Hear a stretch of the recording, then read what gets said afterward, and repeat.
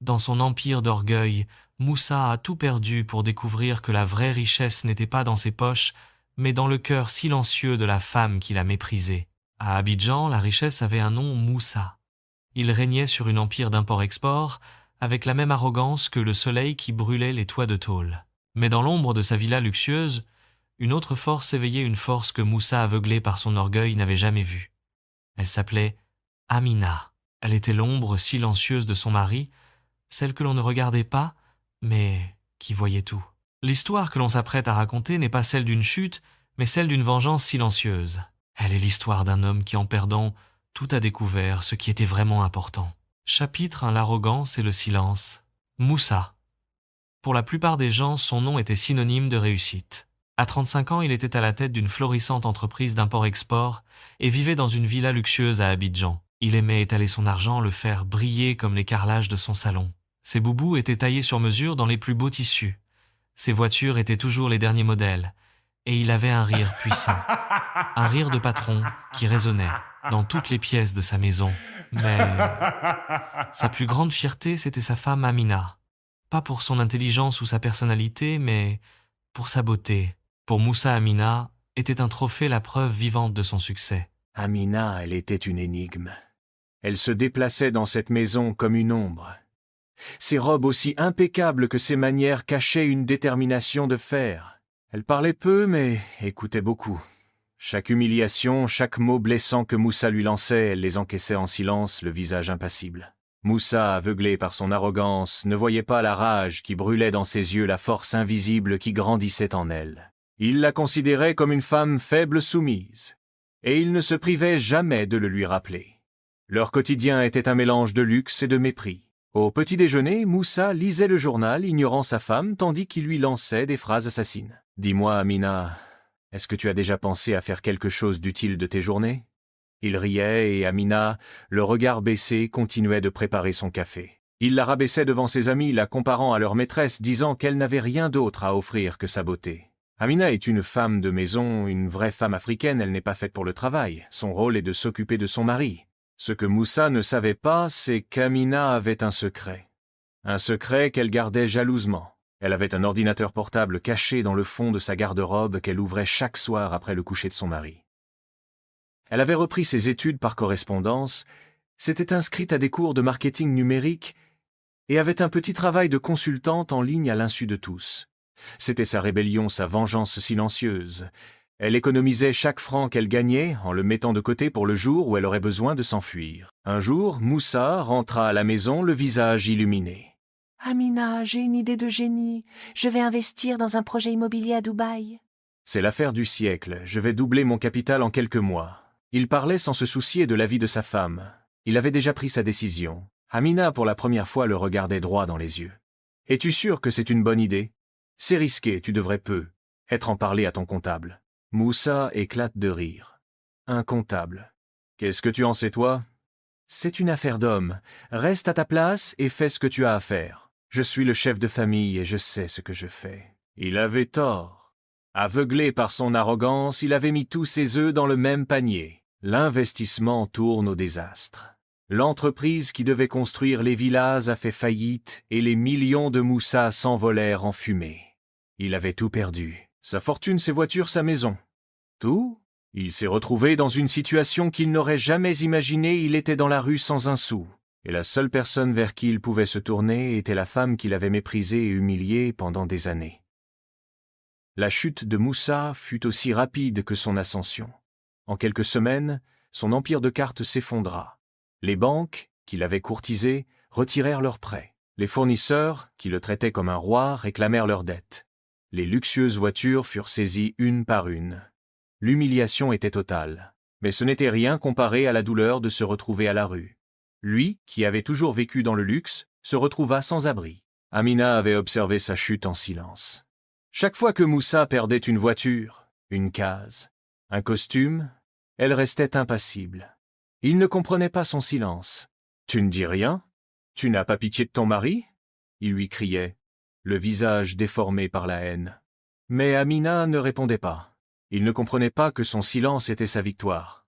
Il ne comprenait pas qu'elle avait déjà tout perdu. Il avait tout gâché. Un jour, Moussa rentra à la maison, le visage défait. Il avait tout perdu. Sa villa était vide, ses comptes bancaires étaient à zéro.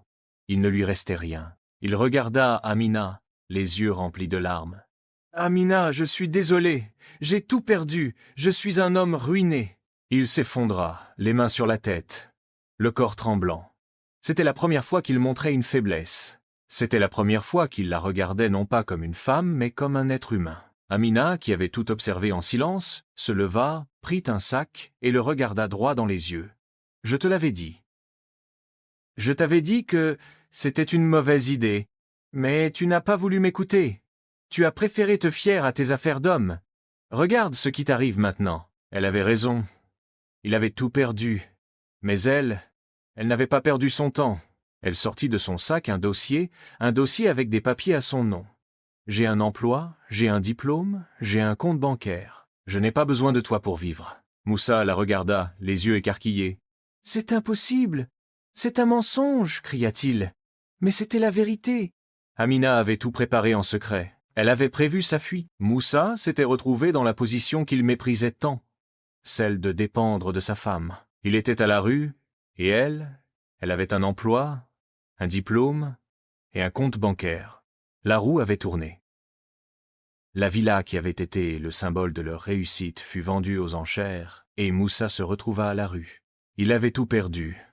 Son argent, ses voitures, ses amis et sa fierté. Il fut contraint d'accepter une offre d'Amina qui lui proposa de rester chez elle, dans le petit appartement qu'elle avait loué à son nom. Moussa, l'homme qui avait toujours été le chef de famille, se retrouva dans une situation qu'il n'avait jamais imaginée. Il était à la merci de sa femme. Leur vie changea radicalement.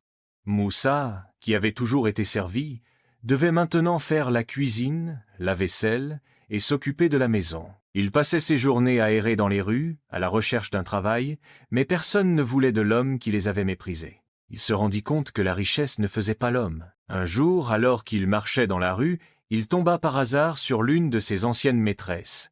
Elle était assise sur une terrasse, sirotant un verre de vin. Elle le regarda, les yeux remplis de dédain. « Alors, Moussa, on a changé de rôle?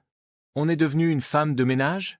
Moussa, pour la première fois de sa vie, ne sut quoi répondre. Il comprit, ce jour-là, la violence de ses mots.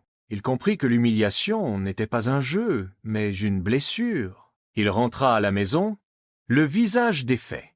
Il se rendit compte de la misère qu'il avait infligée à sa femme. Il comprit que son arrogance n'était pas une force, mais une faiblesse. Il s'assit dans le salon, la tête entre ses mains, et se mit à pleurer. Pour la première fois de sa vie, il se repentit de ses erreurs. Il se rendit compte que la vraie richesse d'un homme n'est pas dans l'argent, mais dans le respect. Les jours qui suivirent, la vie de Moussa changea du tout au tout. Il n'était plus l'homme arrogant et sûr de lui. Sa voix avait perdu sa puissance et son regard n'avait plus le dédain d'autrefois. Il lavait, cuisinait et s'occupait de la maison avec une humilité que personne ne lui connaissait. Amina le regardait faire, sans un mot, mais un sentiment nouveau grandissait en elle. Non pas la pitié, mais une étrange forme de respect. Un soir, alors qu'il préparait le dîner, Moussa se tourna vers Amina. Le regard baissé, il lui dit « Amina, je suis désolé. Je regrette tout le mal que je t'ai fait. Je n'étais qu'un homme stupide et arrogant. Je n'ai jamais vu la femme que tu étais vraiment. » Amina, qui avait toujours encaissé les humiliations en silence, ne savait quoi répondre. Pour la première fois de sa vie, elle le voyait comme un homme qui avait tout perdu pour retrouver sa dignité. Amina, qui avait toujours eu l'espoir de retrouver un jour son indépendance, prit une décision. Elle avait le pouvoir de se venger, de le laisser seul et humilié, mais elle ne le fit pas. Elle savait que la vengeance n'apporterait pas le bonheur. Elle choisit le pardon. « Moussa, j'accepte tes excuses. J'ai eu de la haine pour toi, mais j'ai compris que la vengeance ne m'apporterait pas le bonheur. Le plus important, c'est que tu aies appris ta leçon. » Moussa ne revint jamais à sa vie d'avant. Il ne gagna jamais plus d'argent, mais il gagna quelque chose de bien plus précieux, le respect de sa femme et sa dignité. Il comprit que la vraie richesse d'un homme n'est pas dans l'argent, mais dans le respect. Il se repentit de ses erreurs.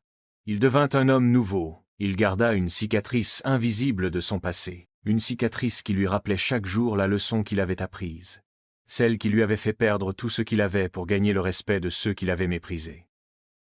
Moralité de l'histoire. L'histoire de Moussa nous enseigne que le véritable pouvoir ne se trouve pas dans l'argent ni dans l'arrogance, mais dans l'humilité et le respect. Moussa, aveuglé par sa richesse, a méprisé et humilié sa femme, croyant qu'il était supérieur. Mais le karma l'a frappé, le forçant à tout perdre et à dépendre de la personne qu'il avait le plus rabaissé. Il a appris que la vraie force d'un homme ne se mesure pas à ses biens matériels, mais à sa capacité à reconnaître ses erreurs et à s'excuser. La cicatrice invisible que Moussa a gardée lui a rappelé que la dignité et le respect sont plus précieux que l'or. La moralité est simple. Ne méprisez jamais ceux qui vous aiment, car un jour ils pourraient être votre seule planche de salut. Si tu as aimé l'histoire, abonne-toi maintenant pour agrandir la communauté et active la cloche pour plus de vidéos. Dis-moi en commentaire quelle autre histoire tu aimerais qu'on explore ensemble.